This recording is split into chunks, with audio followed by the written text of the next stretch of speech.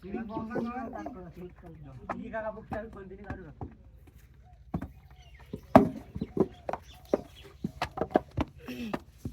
এই পরিশ্রম করে বাসায় টাকা পয়সা পাঠাই, আবার মেয়ে লোক বলে নাকি কে টাকা ওদের হয়ই না।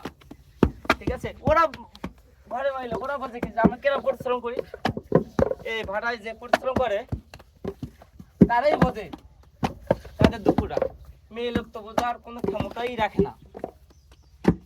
ঠিক আছে, আর কি বলবো, আমার আর বলার ভাষাটাই নেই। যদি পাঠাই 1000, বলে আমার 1000-এ হবে না, কত লাগবে? আমার লাগবে 2000। এত টাকা কিসের জন্য?